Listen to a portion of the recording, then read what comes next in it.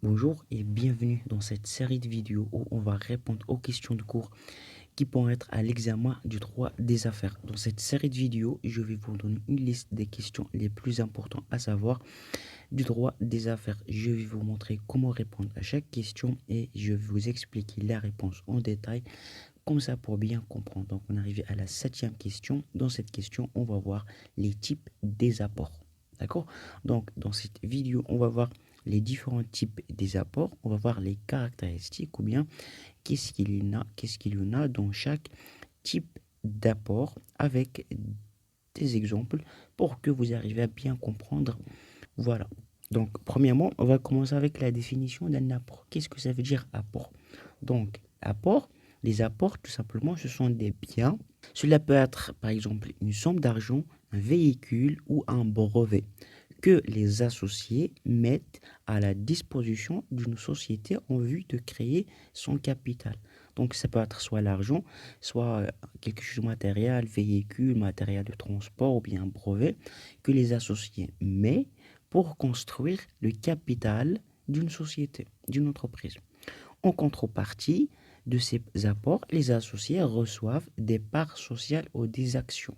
Donc, dès que les associés apportent ces apports, en contrepartie, ils reçoivent ce qu'on appelle des parts sociales ou bien des actions. Donc, le montant des apports de chaque associé, c'est-à-dire ce que chaque associé apporte, détermine la répartition des parts sociales et permet donc la répartition des pouvoirs entre les associés. Et aussi pour savoir combien de bénéfices chaque associé va toucher.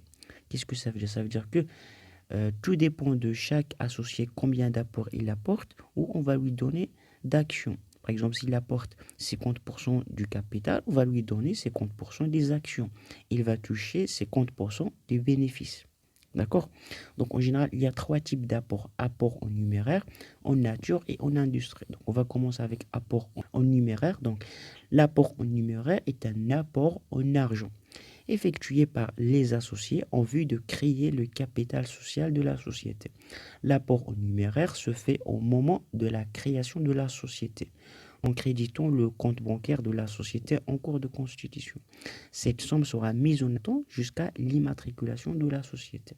Et ce qu'il faut savoir, c'est qu'au début, on peut libérer que dans un certain cas que 25%. Et le reste, ce qu'on appelle libération totale du capital, par la suite. Donc, cette somme est décrite dans les statuts. Qu'est-ce que ça veut dire apport numéraire? Donc, c'est tout simplement l'argent. C'est l'argent que les associés apportent pour construire le capital de la société. Cette somme d'argent, cet argent est bloqué dans un compte bancaire jusqu'à l'immatriculation. D'accord? Donc, au début, il est possible que les associés peuvent débloquer que 25% du montant, du capital, au début. Et après, ils peuvent libérer ce qui reste. Un deuxième type, c'est les apports en nature. Les apports en nature, donc, ce sont des apports en matériel, comme les ordinateurs, les véhicules, les tables, les chaises, les fournitures, etc. Donc, tout comme les apports en numéraire, il vient de constituer le capital social d'une société. L'un des associés peut apporter ses matériels pour être dans le capital social. Mais la différence, c'est que, voilà, avec les apports en numéraire, par exemple, un apport en numéraire, par exemple, 1000 euros, c'est 1000 euros. Ça, c'est clair. Mais les apports en nature, il faut les évaluer pour savoir quelle est leur valeur. D'accord? Donc, dans le cas des sociétés anonymes, des grandes sociétés, il est obligatoire de passer par un commissaire aux apports pour qu'il donne la valeur, pour qu'il évalue, estime la valeur des apports. Pourquoi? Pour savoir combien cet associé va avoir des parts sociales. D'accord? Mais par contre, par exemple, dans les sociétés à responsabilité limitée ou bien des petites entreprises, si la valeur approximative de cet apport ne dépasse pas 100 000 dirhams, c'est juste les associés entre eux qui les évaluent. Ou si la valeur des apports en nature ne dépasse pas la moitié du capital en numéraire.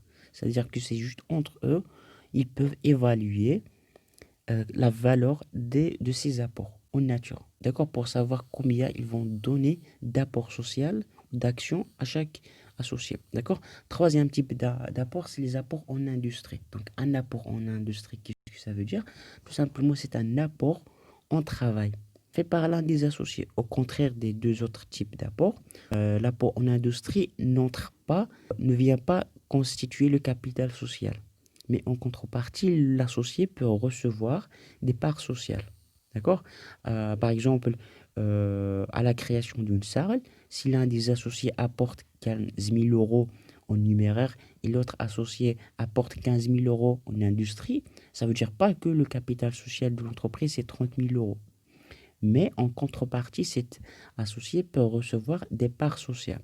Et ce qu'il faut savoir aussi, c'est que les apports ou bien les actions détenues par la personne qui apporte ces apports en industrie ne peut pas les vendre. Il ne peut pas les vendre parce que l'associé tout simplement apporte son travail ou bien son savoir-faire en industrie, ce qu'il sait faire pour l'entreprise. D'accord? Donc, en général, c'est ça les trois différents types d'apports. J'espère que vous l'avez compris. Donc, voilà, de toute façon, si vous avez des questions, vous pouvez me les dire dans les commentaires. Dans la description, vous trouvez toutes les parties que j'ai expliquées jusqu'à maintenant. Si vous avez encore des difficultés à comprendre la manière dont moi je vous explique en français, le lien dans la description d'une méthode qui vous permet de parler français couramment en seulement 30 jours. Allez, je vous dis bon courage à la prochaine vidéo.